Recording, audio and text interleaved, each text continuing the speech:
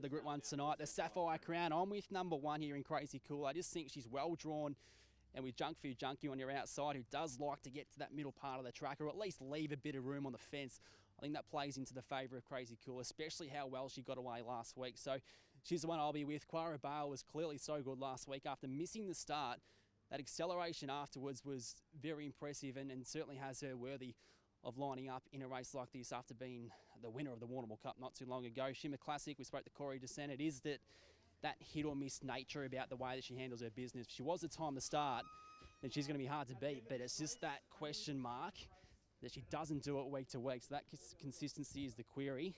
But I'm with Crazy Cool here, Mark, in the first big one of the night. And Patch, this market has just flipped in the last 5 or 6 minutes. Shimmer Classic got out to as much as $5.50, was $3.50 earlier in the week, and it's now back into $3.10. And as I speak, it's now $3.40, so it's all over the place here. Qwara Bale's been a big drifter out to $3.60, and Junk Food Junkie $4.80 into $4 here today. The 48th running of the Sapphire Crown Classic. Now, run at Group 1 level this year. Who will be crowned arguably the best bitch in Australia? We'll find out right now with James Vandermeer. Tonight, we're about to find out. Shimmer Classic favourite, $3.40 as they move in. 2021 Group 1, Sapphire Crown for the girls. And they're set to go. Green light, the girls are ready in the Sapphire. Stand by. Away and racing, and Shimmer Classic out fast. The favourite's going to burn early and lead them clearly by a length and a half. Carry On Star to third. Qwara Bale out wider. Then Junk Food Junkie, Persian Goddess, Crazy Cool. And right back to the tail, Mapunga Katie with Aston Silk down the back. And Shimmer Classic's out and running, led by 5 lengths to Carry On Star. And then Qwara Bale a break, Junk Food Junkie and Crazy Cool. Shimmer Classic all out. Turns by 2 lengths to Carry On Star. Qwara Bale storming home down the outside. It's Qwara Bale to win the Sapphire. Qwara Bale won it by a length, Carry On Star. Third, Shimmer Classic. And then Junk Food Junkie, followed by Mapunga Katie. Well back to Crazy Cool, Persian Goddess and Aston Silk. She's in hot touch, the Warrnambool Cup, and now the Sapphire Crown for Qwara Bale. For Team Day. Well, she wasn't in the picture down the back straight, but she's finished with an enormous head of steam. Corey Heinrich, that was big. Yeah, that was big. I don't know. She's a freak. She's not known for coming from behind like that. We know she typically, when she does the damage, she does it out in front. Has that surprised you even? Yeah, I mean, early on we were saying how she was a good little chaser, and then she sort of went off a bit and she's found no straps, and coming from behind like that, you'd be wrapped with it, wouldn't you? The team has been so successful for so long. Now a Group 1 Sapphire Crown, the whole team is thrilled at home. Absolutely. Hoping good spirits tomorrow. I hope everyone's in a good mood. So you should be. Congratulations. Thanks very much, Jace. Corey Heinrich there, Mark, after the win of not Shimmer Classic, the other daily runner in Qwara Bale was just massive. And look, when Shimmer Classic found the front, I thought they're not going to get her. She's going to run at 29.30. She's going to be very hard to beat. But for Qwara Bale, from where she was when you got Shimmer Classic out in front, setting that middle split of 18.53, that is gas, that is humming. So big performance. We know she's been so good when she's been able to ping the start in that Warrnambool Cup series, and now she hasn't even been able to do that and still got up and won coming from behind. That was some sort of performance. The only previous Daly to win the Sapphire Crown back in 2000 with Dutchie's Angel was Tom Daly, and now Andrea Daly has a Sapphire Crown Group 1 success alongside of her name. Qwara Bale, $3.40, $1.70, running 29.27.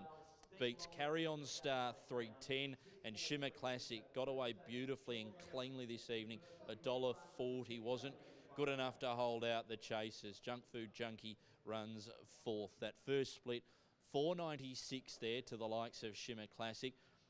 And Patch, we heard from Corey there, Qwara Bale again missed the start, but again bettered the run from last week, going 29.27 after doing all of the work. She's special.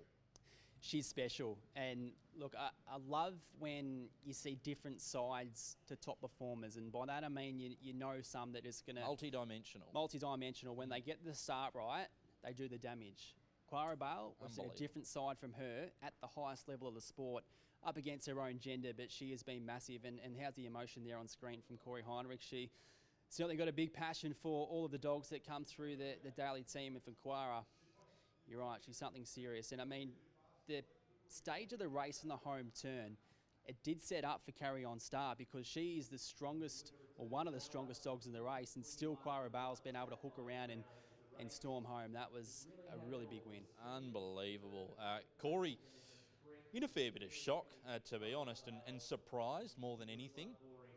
Just the way she won. She was obviously favourite, drifted right out in betting late, but I think Corey was more expecting her hopes to come to fruition in the next Group 1, the Harrison Dawson with Shimmer Shine. It could be a big night for Corey in the daily camp. Well, we did see in those exotic feature fixed odds markets that we highlighted earlier on in the show about a daily double of either daily runner into Shimmer Shine in the Harrison Dawson. So that box has been ticked in leg number 1.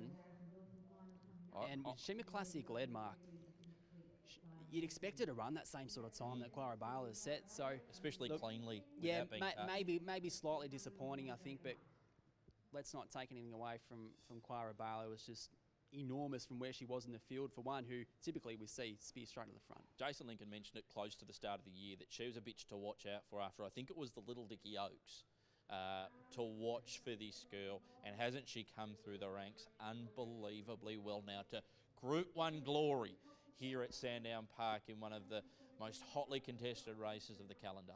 And it's one of those series, the Oaks there at Ballarat, it's run alongside the Derby. Both of them, they're not super rich in prize money. They're not regarded as one of the highly wanted sort of feature races across the country, but so often, year after year, those two fields produce some absolute stars, especially in the Derby, but now the Oaks, we see them starting to shine through, and they are real proving grounds for stars coming through the ranks through.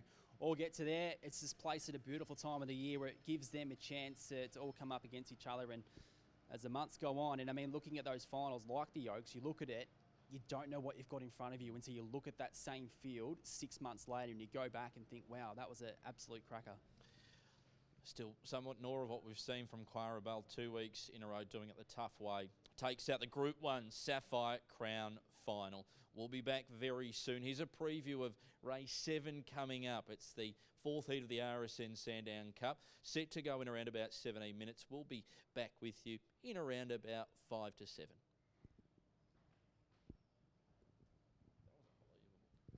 That was huge. I haven't seen a replay of it. That was incredible.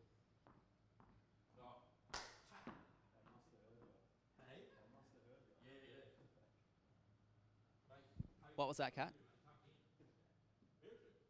Oh, cheers.